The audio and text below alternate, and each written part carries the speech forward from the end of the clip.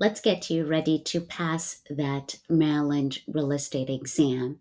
Today, we're going to cover the topic of the Guaranty Fund. This is applicable when you are taking the Maryland real estate law part of the exam that offers you 30 questions on the salesperson and 40 questions on the broker exam. My name is Brenda Kasuva. Let's get started. So, how does it get funded?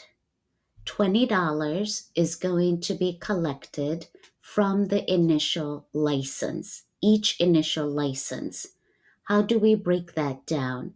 If you're checking out this video and you're getting your salesperson's license, which is a 60 hours, you've completed it, you've gone and taken the exam, congratulations, now you're getting your license. When you pay the realistic commission to get your license, $20 is going to be put in the guarantee fund.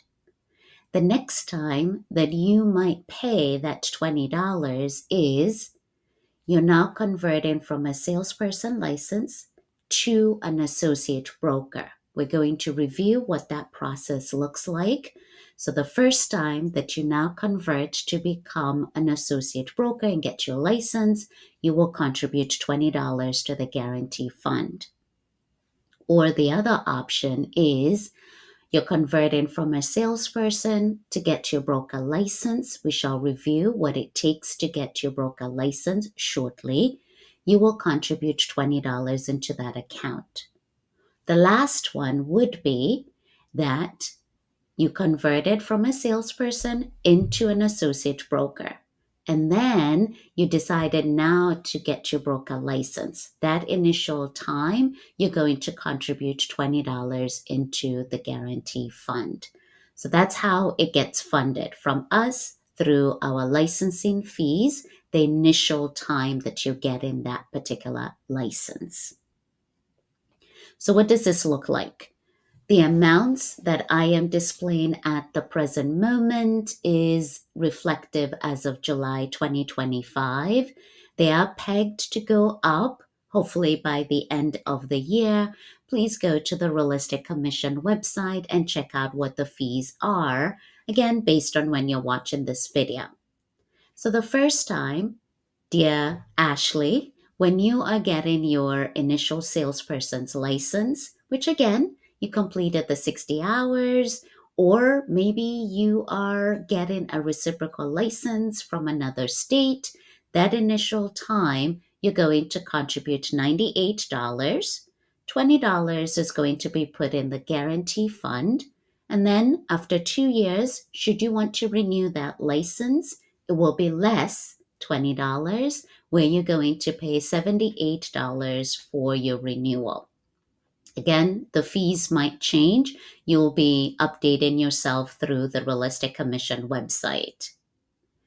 The other option that we talked about was you're converting your salesperson's license to an associate broker license. How do you get an associate broker license? Well, you need to have been licensed as a salesperson for a minimum of 3 years. You will go and take the broker course, which is 135 hours. There'll be a final exam. You complete that, and then you'll go and pass the PSI broker exam. Once you've done that, you're then going to decide, at this point, maybe I'm not ready to have that broker license. I have the knowledge. Probably I'm going to manage an office, or I'm going to be a team leader, or it is just, again, for my knowledge. As you remain as an associate broker, since you're still affiliated with a broker, you are associated with a broker. So then you will get your associate broker license, and you will pay the fees to get that associate broker license. What does that look like? At the present moment, the recording of this video, which is July 2025, to get your associate broker license, the cost is $143, and then $20 of it you're contributing to the guarantee fund, leaving you with $123 for your renewal. Again, the $20 is only charged that initial time that you're getting that particular license. Let's now look at the other scenario, which is the broker license. You want to become a broker. Wonderful. You need to have been licensed as a salesperson for a minimum of 3 years preceding or prior to you getting your broker license. You'll have taken the 135-hour broker course. You will pass the exam, and now you're going out on your own. You're getting your broker license. And so, what that looks like is obviously you will have some supervision that you will be overseeing the individuals that are affiliated with you. And so, the cost for you to get that broker license as of this moment, the initial broker license is $211.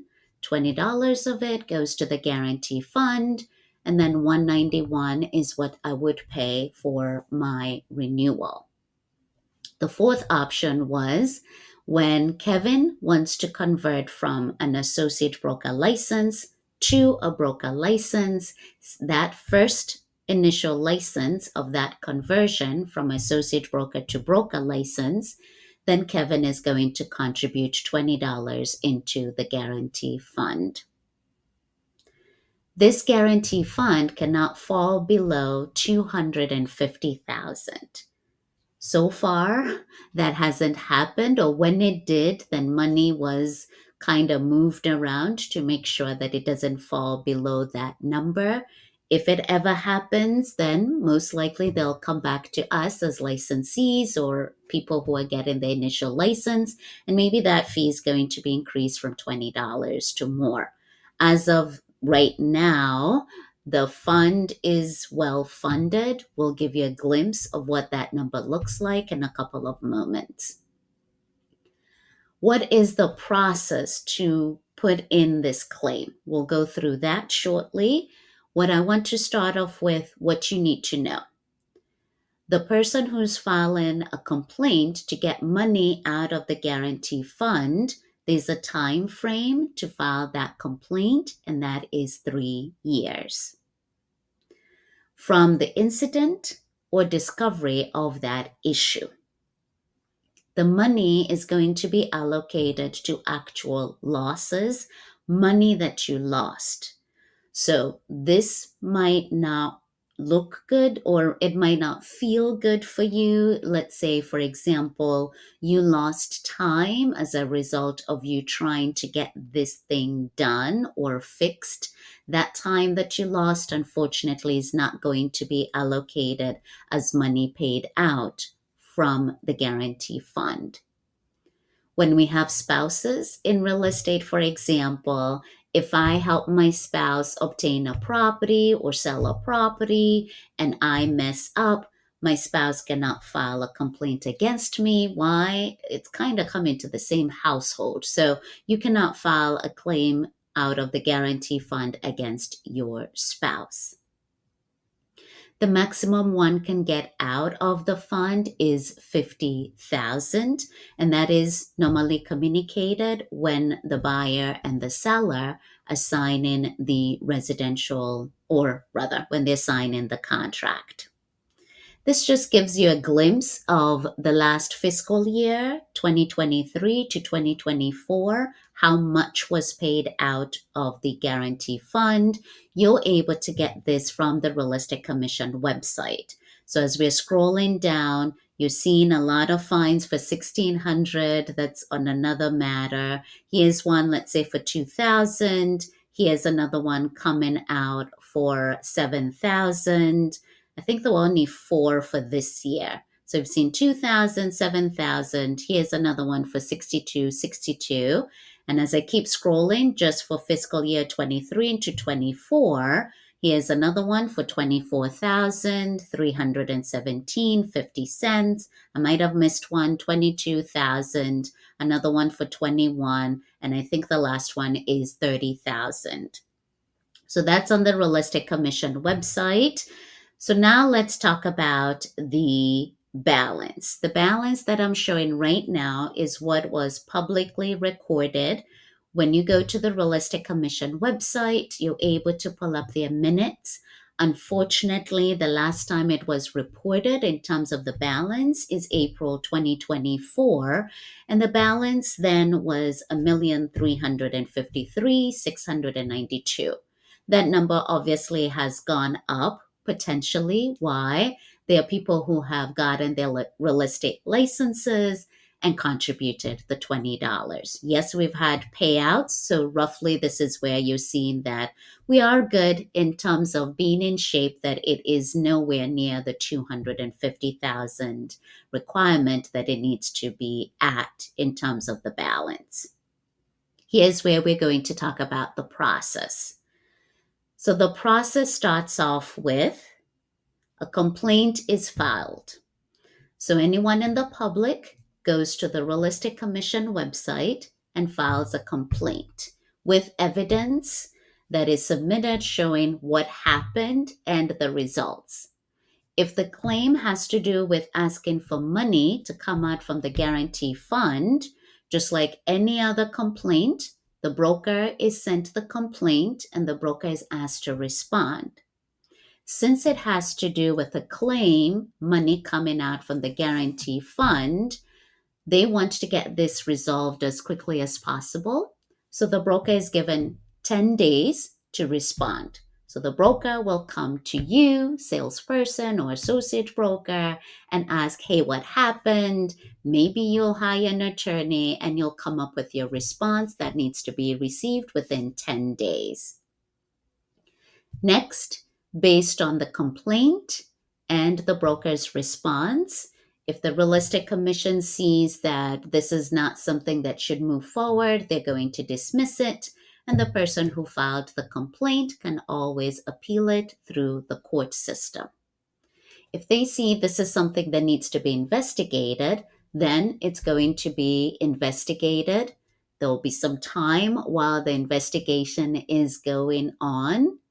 So the third step, or rather the fourth step, is going to be once the investigation has been done and there's a report from the investigation team, now you have your hearing.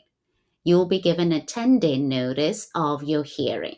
So in review, a complaint was received, broker and you respond within 10 days. If it is not dismissed, it's going to be investigated. So now we have the investigation, the investigative report, we have broker response, and we have the complaint. So then now we're going to have the hearing, 10-day notice. If you don't show up, it continues anyway, because these are volunteers. They've set a time for this to be handled. So if the licensee is found guilty and money is paid out from the Guarantee Fund, then that person's license is suspended and the money that was paid out needs to be paid back with interest. So earlier when we were showing the list of the complaints that were filed in the fiscal year 23 into 24, for example, the last one I believe was about 30,000. That person's license was suspended and they have to pay it back with interest before they're able to get their license back and continue doing their work. Sometimes I get this question. So then what's the difference between the Guarantee Fund and the General Fund? Fines, meaning when we mess up, fines are going to go to the General Fund. Here's where while you were doing your licensing course, you probably saw the 5,000 and then the 15 and 25. Those fines go to the General Fund. The General Fund is that account that the state is using to run the state business, whether that looks like in the education field, that looks like in the health field or human services or public safety, roads, and so on. That's the General Fund. So then let's break it down. Licensing fees. So this is to get my license, to renew it, to transfer to a different broker, to maybe change the name of my license. All those fees is what is used to run the realistic commission, so it is funded by us who are getting our licenses. Maybe consider that as your checking account. So that's the money that you're using on a regular basis. That's the money that's being used to run the realistic commission, pay the employees, any software, whatever. That's the checking account. The Guaranty Fund, which is $20 being charged for the initial license, maybe consider that like your savings account. It's kind of like an insurance fund that's going to pay out when we mess up and there's money lost.